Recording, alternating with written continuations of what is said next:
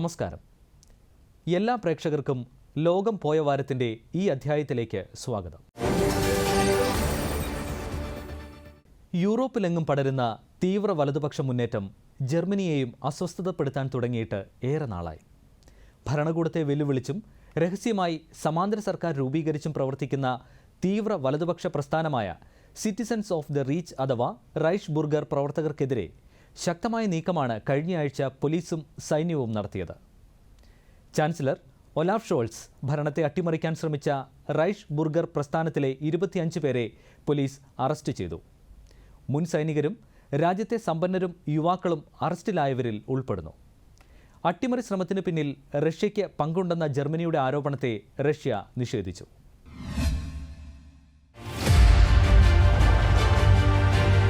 സായുധ കലാപത്തിലൂടെ ജർമ്മനിയിലെ Olaf shawls സർക്കാരിനെ അട്ടിമറിച്ച് ഭരണം പിടിച്ചെടുക്കാൻ നടത്തിയ ശ്രമത്തെ സുരക്ഷാ സേന പരാജയപ്പെടുത്തി. സായുധരായവർ പാർലമെന്റ് ആക്രമിക്കാൻ തയ്യാറെടുക്കുന്ന വിവരം ജർമ്മനിയുടെ ആഭ്യന്തര രഹസ്യാന്വേഷണ ഏജൻസിയായ office for the protection of constitution നൽകിയ വിവരത്തെ തുടർന്ന് രാജ്യവ്യാപകമായി നടത്തിയ റെയ്ഡിൽ 25 പേരെ അറസ്റ്റ് ചെയ്തു. ചെറിയ സായുധ സംഘമായി പാർലമെന്റിലേക്ക് ഇരച്ചു കയറാൻ കൃത്യമായ തയ്യാറെടുപ്പുകൾ നടത്തുന്നതിനിടെയാണ് റെയ്ഡും അറസ്റ്റും. ജർമ്മനി, ഓസ്ട്രിയ, ഇറ്റലി എന്നീ രാജ്യങ്ങളിൽ ഒരേ സമയത്തായിരുന്നു റെയ്ഡ്. പിടിക്കപ്പെട്ടവരിൽ ഒരു റഷ്യൻ വനിതയും ഒരു ഓസ്ട്രിയക്കാരനുമുണ്ട്. രാജ്യത്തെ 11 സംസ്ഥാനങ്ങളിലെ 130 കേന്ദ്രങ്ങളിൽ നടന്ന റെയ്ഡിൽ സൈന്യവും പോലീസും ഉൾപ്പെടെ 3000-ഓളം സുരക്ഷാ ഉദ്യോഗസ്ഥർ പങ്കെടുത്തു. സൈനിക ബാരക്കുകളിലും റെയ്ഡ് നടന്നു. അട്ടിമറിക്കാനുള്ള തയ്യാറെടുപ്പിന്റെ ഭാഗമായി തീവ്രവാദ സെല്ലിലെ അംഗങ്ങൾ ആയുധങ്ങൾ ശേഖരിക്കുകയും പരിശീലനം നേടുകയും ചെയ്തിരുന്നതായും പോലീസ് കണ്ടെത്തി. രാജ്യം കണ്ട ഏറ്റവും വലിയ പോലീസ് നടപടികളിലൊന്നായി ഇതിനെ ജർമ്മനിയിലെ മാധ്യമങ്ങൾ വിശേഷിപ്പിച്ചു. അതേസമയം ഭീകരവിരുദ്ധ നടപടിയെന്നാണ് റെയ്ഡിനെ ജർമ്മൻ നിയമമന്ത്രി മാർക്കോ ബുഷ്മാൻ വിശേഷിപ്പിച്ചത്.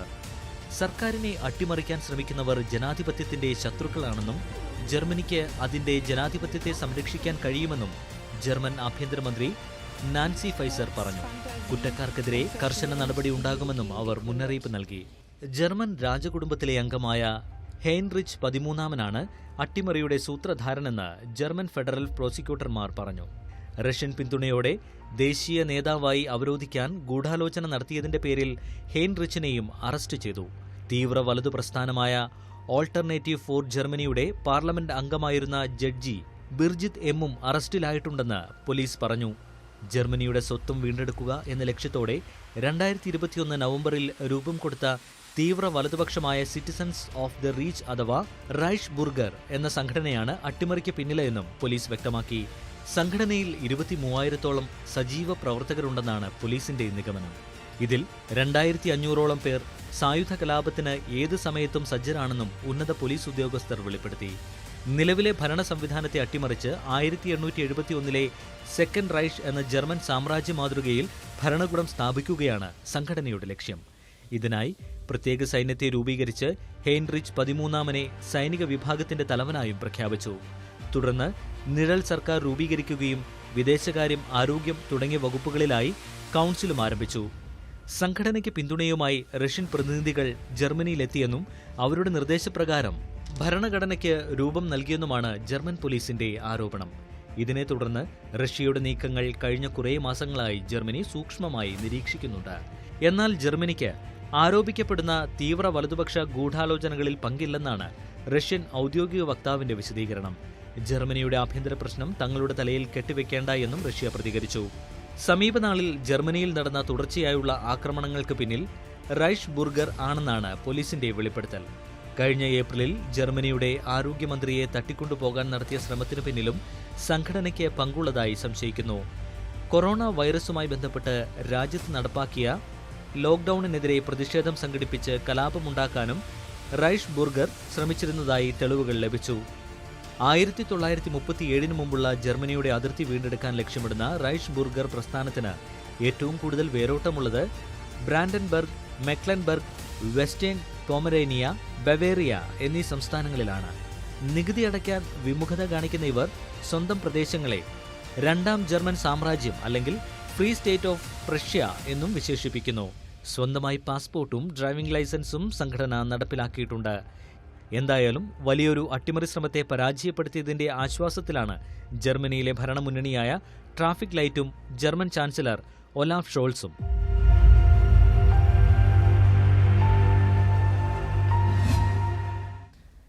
അമേരിക്കയുടെ ഏറ്റവും പ്രധാനപ്പെട്ട സുഹൃത്ത് രാജ്യമാണ് സൗദി അറേബ്യ. എന്നാൽ അടുത്തിടെയായി കാര്യങ്ങൾ അത്ര പന്തിയിലല്ല.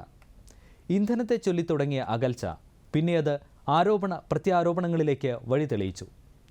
ഈ അവസരം മുതലെടുത്ത് സൗദിയുടെയും അറബ് രാജ്യങ്ങളുടെയും മനസ്സിലിടം കണ്ടെത്താൻ ശ്രമിക്കുകയാണ് ചൈന. കഴിഞ്ഞ ആഴ്ച Chinese president Xi Jinping Saudi അറേബ്യയിൽ നടത്തിയ 3 ദിവസത്തെ സന്ദർശനം അതുകൊണ്ട് തന്നെ ആഗോള ശ്രദ്ധ നേടി.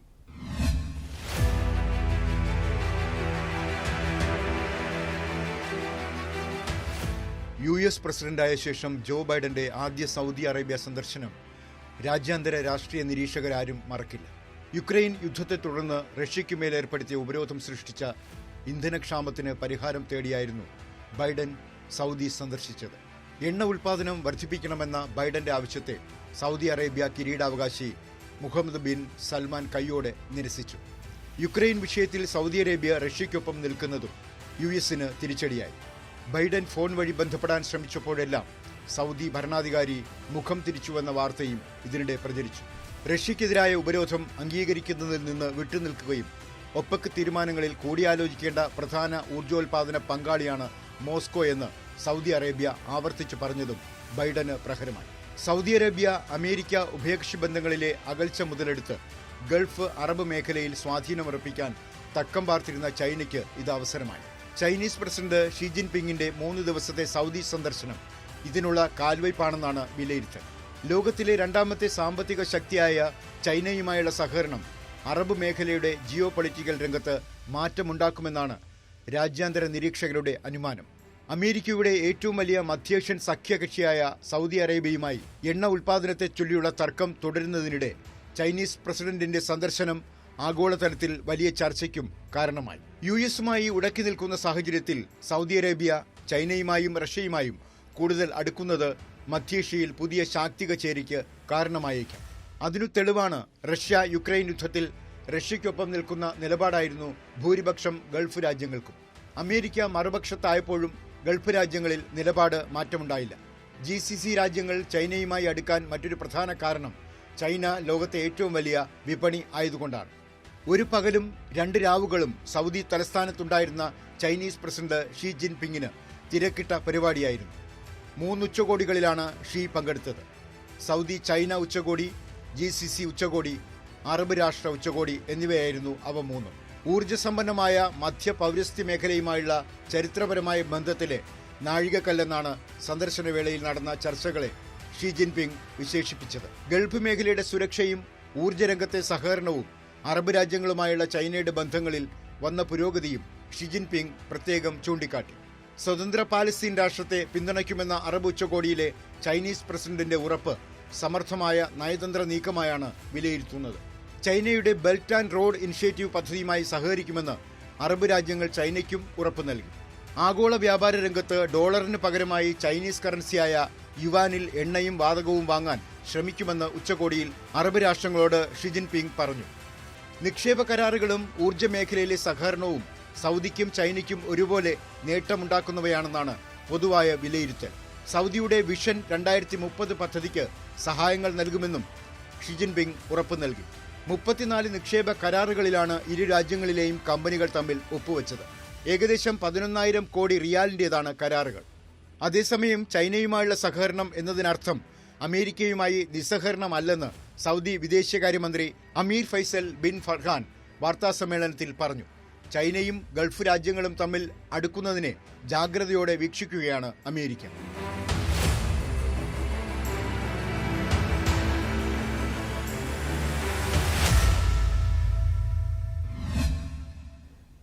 പ്രശസ്ത ഫ്രഞ്ച് സാഹിത്യകാരൻ ഡൊമിനിക് ലാപ്പിയെ ഇനി ഓർമ്മയിൽ മാത്രം. സ്വാതന്ത്ര്യ സമരത്തിൻ്റെ കഥ പറയുന്ന ഫ്രീഡം അറ്റ് മിഡ്നൈറ്റ് എന്ന കൃതിയിലൂടെ ഇന്ത്യക്കാർക്കും പ്രിയങ്കരനായിരുന്നു ലാപ്പിയെ. 91 വയസ്സിൽ തെക്കൻ ഫ്രാൻസിലെ സെന്റ് ട്രോപ്പയിലായിരുന്നു ലാപ്പിയയുടെ അന്ത്യം. ഡൊമിനിക് ലാപ്പിയെയും അമേരിക്കക്കാരനായ ലാറി കോളിൻസും ചേർന്നെഴുതിയ പല കൃതികളും ലോക പ്രശസ്തമാണ്.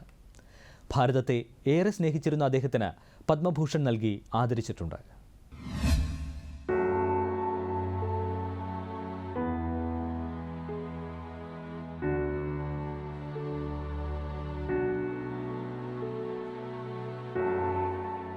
എഴുത്തിന്റെ വഴിയിൽ രണ്ട് പ്രതിഭകൾ ഒരുമിച്ചു ചേർന്നതിന്റെ ആഴവും ഭംഗിയും ലോകം ആസ്വദിച്ചത് ഡൊമിനിക് ലാപ്പിയയിലൂടെയും ലാറി കോളിൻസിലൂടെയുമായിരുന്നു. സാമൂഹ്യബോധത്തിന്റെ രണ്ട് ധാരകൾ ഒന്നിച്ചു ചേർന്നപ്പോൾ അത് ലോകസാഹിത്യത്തിൽ വിലപ്പെട്ട രചനകൾക്ക് പിറവി കൊടുത്തു. രാജ്യചരിത്രങ്ങളുടെ പശ്ചാത്തലത്തിലെഴുതി ചരിത്രമായി മാറിയ എഴുത്തുകൂട്ടായ്മയായിരുന്നു ഡൊമിനിക് ലാപ്പിയയുടെയും ലാറി കോളിൻസിന്റേതു. ഇവർ ഒരുമിച്ച് നടത്തിയ എഴുത്തുവിപ്ലവം ലോകമെങ്ങുമുള്ള ആസ്വാദകരെ അത്ഭുതപ്പെടുത്തിയിരുന്നു.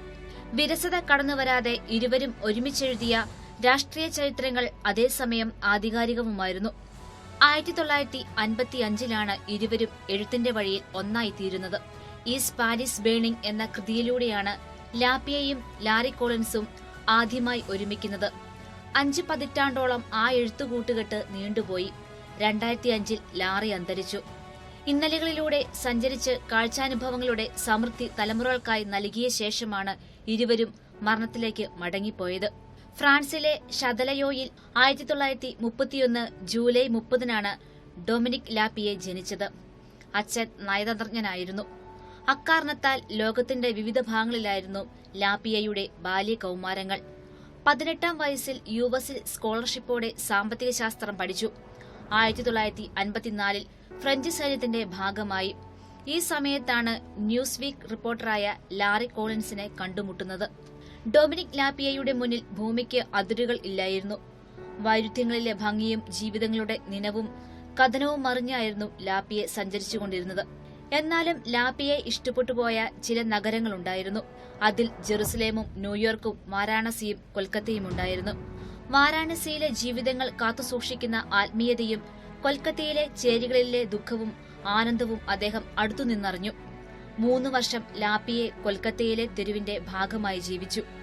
ദാരിദ്ര്യവും ദുരിതങ്ങളും അനുഭവിക്കുമ്പോഴും ആനന്ദഭാവം കൈവിടാതെ ജനങ്ങളുടെ ജീവിതം ഡൊമിനിക് ലാപ്പിയെ സൂക്ഷ്മമായി പഠിച്ചു. പഠിക്കുംതോറും ഭാരതമെന്ന രാജ്യത്തോടുള്ള സ്നേഹവും ആദരവും അദ്ദേഹത്തിൽ വളരുകയായിരുന്നു.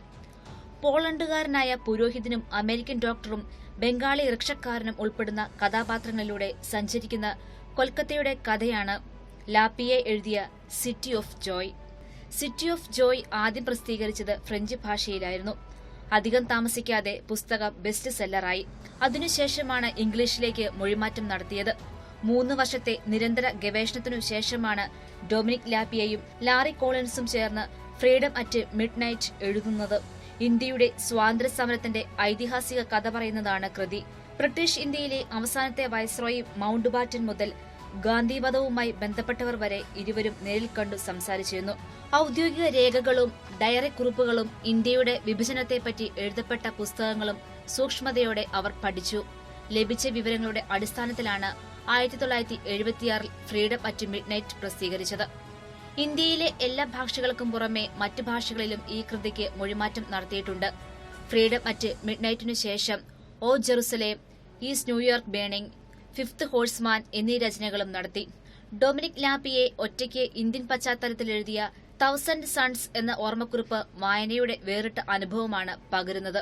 ലാപ്പിയയുടെ മറ്റൊരു കൃതിയായ once upon a time in Soviet Union ലോകശ്രദ്ധ പിടിച്ചുപറ്റിയതാണ്. സ്പാനിഷ് എഴുത്തുകാരനായ ജാവിൻ മോറോയോടൊപ്പം ഭോപ്പാൽ ദുരന്ത പശ്ചാത്തലത്തിൽ എഴുതിയ 5 past midnight in Bhopal എന്ന പുസ്തകം പ്രസിദ്ധമാണ്.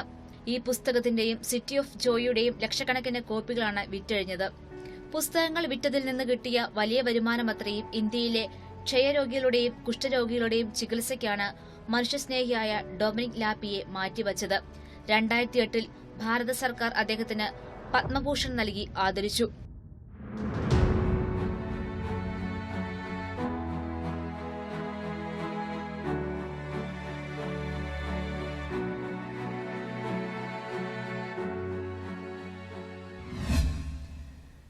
തെക്കേ അമേരിക്കൻ രാജ്യമായ പെറുവിന്റെ ചരിത്രം മാറ്റിയാണ് പ്രസിഡന്റ് പെദ്രോ കാസ്റ്റിയോയുടെ നേതൃത്വത്തിൽ ഇടതുപക്ഷം അധികാരത്തിലെത്തിയത്.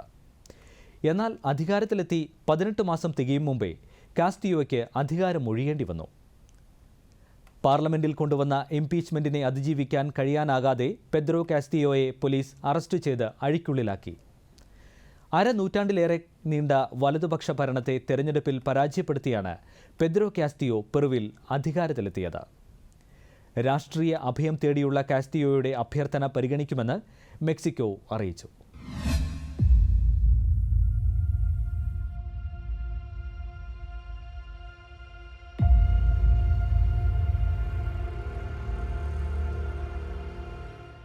ഏറെ പ്രതീക്ഷകൾ ഉയർത്തിയാണ് പെദ്രോ കാസ്റ്റിയോ തെക്കേ അമേരിക്കൻ രാജ്യമായ പെറുവിന്റെ പ്രസിഡന്റായി അധികാരത്തിലെത്തിയത്. എന്നാൽ അധികാരത്തിലെത്തി 1.5 വർഷത്തിനുള്ളിൽ പെദ്രോയ്ക്ക് അധികാരഭ്രഷ്ടനായി പുറത്തുപോകേണ്ടി വന്നു. പ്രതിപക്ഷത്തിന് മുൻതൂക്കമുള്ള പാർലമെന്റ് പിരിച്ചുവിടാൻ ശ്രമിച്ച പെദ്രോയെ എംപിമാർ ഇംപീച്ച്മെന്റിലൂടെ പുറത്താക്കുകയായിരുന്നു. തനിക്കെതിരെ നടക്കാനിരുന്ന ഇംപീച്ച്മെന്റ് ശ്രമത്തെ പെദ്രോ അട്ടിമറിക്കാൻ ശ്രമിച്ചുവെന്നും പ്രതിപക്ഷം ആരോപണമുന്നയിച്ചു. ഇംപീച്ച്മെന്റ് ചെയ്യപ്പെട്ടതിന് പിന്നാലെ പെദ്രോയെ നാഷണൽ പോലീസ് അറസ്റ്റ് ചെയ്തു. തുടർന്ന് വൈസ് പ്രസിഡന്റ് ഡിന ബൊലുവാർഡ് പുതിയ പ്രസിഡന്റായി ചുമതലയേറ്റു. പെറുവിന്റെ ചരിത്രത്തിലെ ആദ്യ വനിതാ പ്രസിഡന്റാണ് ഡിന. 60-കാരിയായ ഡിന അഭിഭാഷകയാണ്.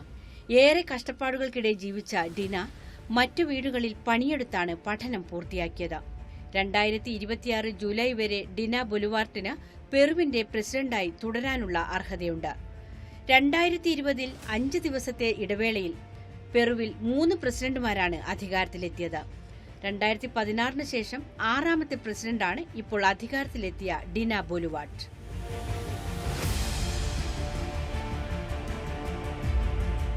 സോഷ്യലിസവും മാർക്സിസവും പിന്തുടരുന്ന പെറു ലിബ്രെ പാർട്ടിയുടെ നേതാവാണ് കാസ്റ്റിയോ.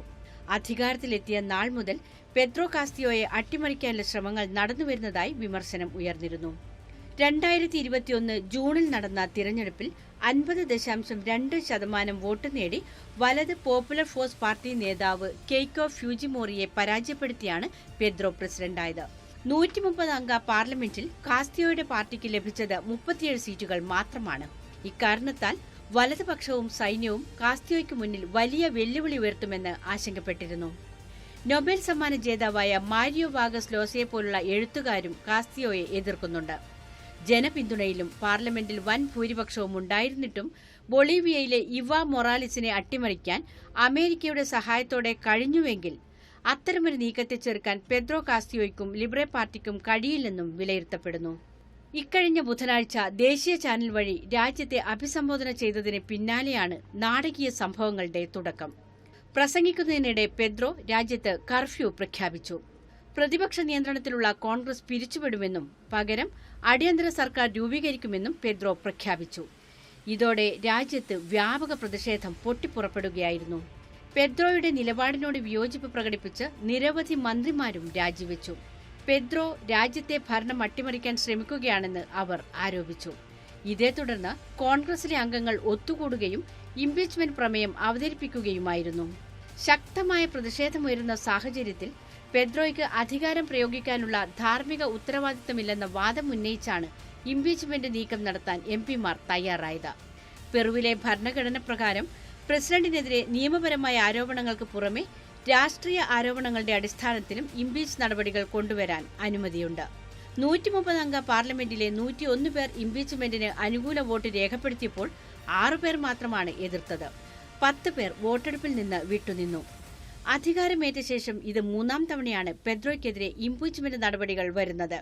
നേരത്തെ കൊണ്ടുവന്ന 2 ഇംപീച്ച്മെന്റുകളെ അതിജീവിക്കാൻ പെദ്രോയ്ക്ക് സാധിച്ചിരുന്നു. 2018 മുതൽ ഭരണഘടനാ തത്വപ്രകാരം ധാർമ്മിക ഉത്തരവാദിത്തങ്ങൾ പാലിക്കാത്തതിനെ തുടർന്ന് പുറത്താക്കപ്പെടുന്ന 3ാമത്തെ പ്രസിഡന്റാണ് പെദ്രോ കാസ്റ്റിയോ. നിരവധി അഴിമതി ആരോപണങ്ങളാണ് പെദ്രോയ്ക്കെതിരെ ഉന്നയിക്കപ്പെട്ടത്.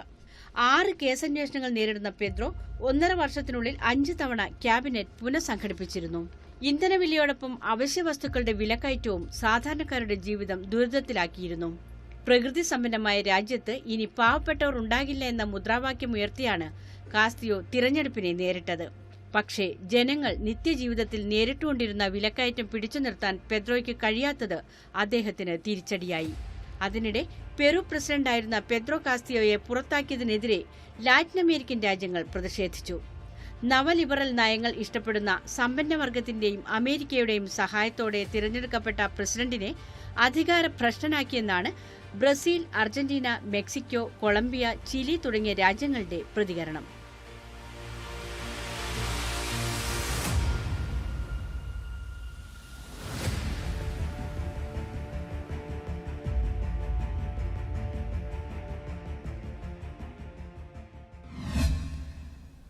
അന്താരാഷ്ട്ര ബോക്സിംഗിൽ ഒന്നാം സ്ഥാനത്തുള്ള ക്യൂബ പുരുഷ ബോക്സർമാരുടെ പേരിൽ പ്രശംസിക്കപ്പെടുന്ന രാജ്യമാണ്. ഒളിമ്പിക് ഗെയിംസിലും മറ്റും പുരുഷ താരങ്ങൾ സ്വർണ്ണ മെഡലുകൾ വാരിക്കൂട്ടുമ്പോൾ കാഴ്ചക്കാരായിരിക്കാനേ ക്യൂബയിലെ വനിതകൾക്ക് കഴിഞ്ഞിരുന്നുള്ളൂ. അന്താരാഷ്ട്ര മത്സരത്തിൽ പങ്കെടുക്കാൻ അനുവാദമില്ലാത്തത് തന്നെയായിരുന്നു കാരണം. പതിറ്റാണ്ടായി തുടരുന്ന ഈ വിലക്ക് നീക്കാൻ ഒടുവിൽ ക്യൂബൻ സർക്കാർ തീരുമാനിച്ചു.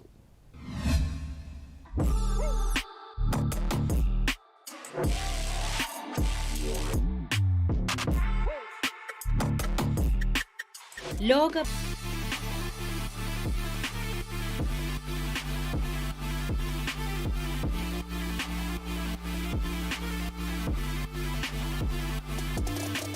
ബോക്സിംഗ് റിംഗിൽ പുരുഷന്മാർ വിശുദ്ധ ബോക്സിംഗിന് നിരോധനം. രാജ്യത്തിനുള്ളിൽ പരിശീലനം നേടാനും മറ്റും അനുവദിച്ചിരുന്നുവെങ്കിലും അന്താരാഷ്ട്ര രംഗത്ത് മത്സരിക്കാൻ വിലക്കുണ്ടായിരുന്നു. ഇക്കാരണത്താൽ ക്യൂബയിലെ പല വനിതാ ബോക്സർമാരും അന്യരാജ്യത്തേക്ക് കുടിയേറി. ആ രാജ്യത്തിനു വേണ്ടിയായിരുന്നു മത്സരിച്ചത്. സ്വന്തം രാജ്യത്തെ വനിതകൾ മറ്റ് രാജ്യങ്ങൾക്കായി അന്താരാഷ്ട്ര തലത്തിൽ മെഡലുകൾ വാരിക്കൂട്ടുന്നത് വൈകിയാണെങ്കിലും ക്യൂബ തിരിച്ചറിഞ്ഞു. 60-ലേറെ വർഷത്തിനു ശേഷം വനിതാ ബോക്സിംഗിന്മേലുള്ള അയിത്തം മാറ്റുകയാണ് ഇപ്പോൾ ക്യൂബ. വനിതകൾക്ക് രാജ്യത്തിനുള്ളിലും അന്താരാഷ്ട്ര ബോക്സിംഗ് ടൂർണമെന്റുകളിലും പങ്കെടുക്കാൻ അനുമതി നൽകിക്കൊണ്ടുള്ള നിയമ ഭേദഗതി നടത്തിയിരിക്കുകയാണ് ക്യൂബൻ ഭരണാധികാരികൾ. അന്താരാഷ്ട്ര ബോക്സിംഗിൽ ക്യൂബൻ സ്ത്രീകളുടെ പങ്കാളിത്തം നിയമവിധേയമാക്കാനുള്ള പ്രഖ്യാപനം Cuba institute of sports vice president Ariel Sainz ആണ് വാർത്താസമ്മേളനത്തിൽ അറിയിച്ചത്. ഞങ്ങൾക്ക് ഇപ്പോൾ ഒരു നിയമമുണ്ട്. അത് സ്ത്രീകൾക്കും പുരുഷന്മാർക്കും ഇടയിലെ തുല്യത ഉറപ്പാക്കുന്നതാണ്. ഞങ്ങൾക്ക് സമയം നഷ്ടപ്പെട്ടു, പക്ഷേ ഞങ്ങളത് പരിഹരിക്കുക തന്നെ ചെയ്യുമെന്ന് ഏരിയൽ സയൻസ് പറഞ്ഞു. We are officially informing the approval of the practice of women's boxing in the country. This has been a long process of analysis, studies and valuations in the technical and medical areas regarding the people who practice this sport systematically.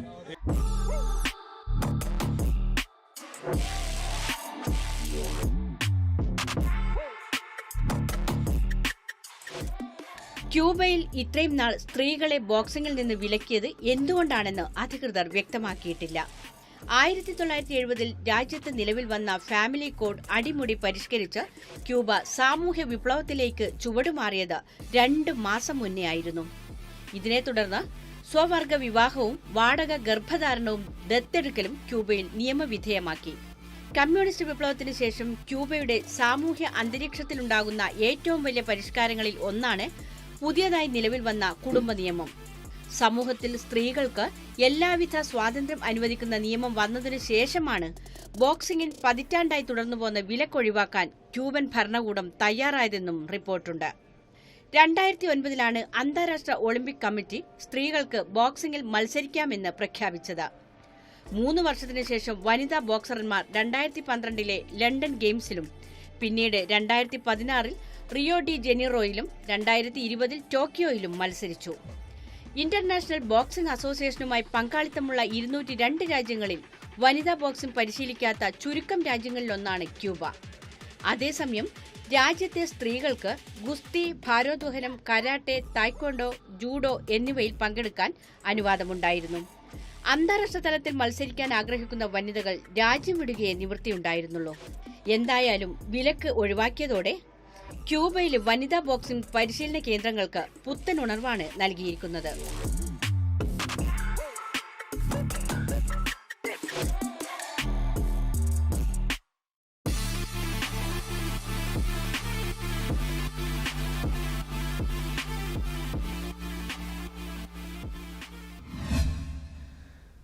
ലോകം പോയ വാരം ഇവിടെ അവസാനിക്കുന്നു. പുതിയ വിശേഷങ്ങളുമായി അടുത്തയാഴ്ച വീണ്ടും കാണാം. നന്ദി, നമസ്കാരം.